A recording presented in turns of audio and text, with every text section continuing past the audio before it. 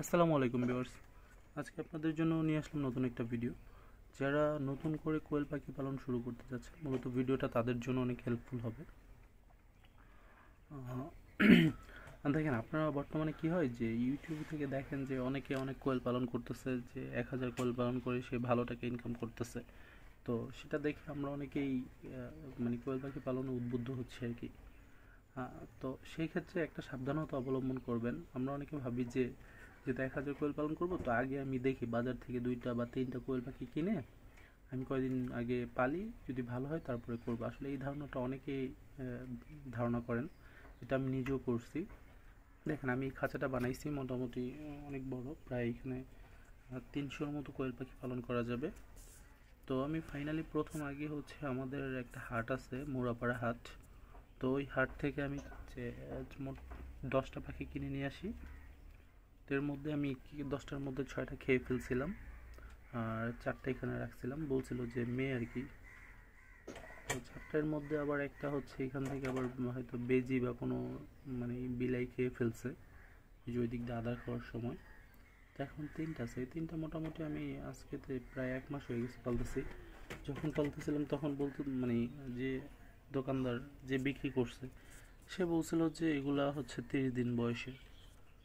তো এতদিনে হয়তো মেয়ে হয়ে যে মেয়ে হইলে ডিম পেড়ে দিত। বাট সমস্যা যেটা হয় যে আমরা যারা নতুন, আমরা তো আসলে চিনি না যে কোনটা মেয়ে বা কোনটা ছেলে। আর ছোট থাকা অবস্থায় 15 দিন বা 20 দিন হলে ওইভাবে বোঝাও যায় না। তো সে আমাকে মেয়ে বলে দিছে, বাট আলটিমেটলি দেখতেছি যে সবগুলোই মোটামুটি ছেলে। তো এটা হচ্ছে একটা সমস্যা, যার কারণে হচ্ছে এখন আমার একটা যে কোয়েল পাখি পালনের যে একটা ছিল আর কি, কোয়েল পাখি পালনের যে একটা ইচ্ছা ছিল, সেই ইচ্ছাটা কিন্তু হারিয়ে যাচ্ছে। তো এটা কিন্তু সবার ক্ষেত্রেই হয়।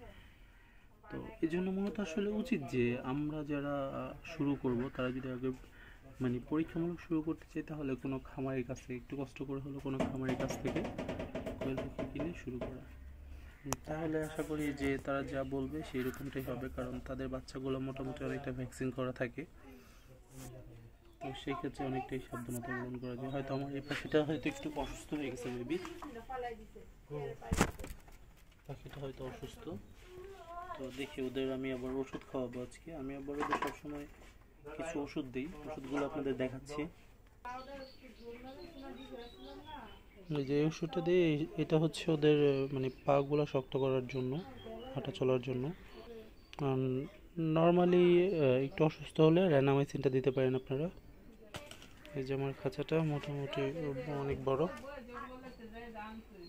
ওকে ভিউয়ার্স, যদি ভিডিওটা ভালো লেগে থাকে তাহলে অবশ্যই সাবস্ক্রাইব করে দিবেন, তাহলে আরও নতুন নতুন ভিডিও আপনাদের দিব।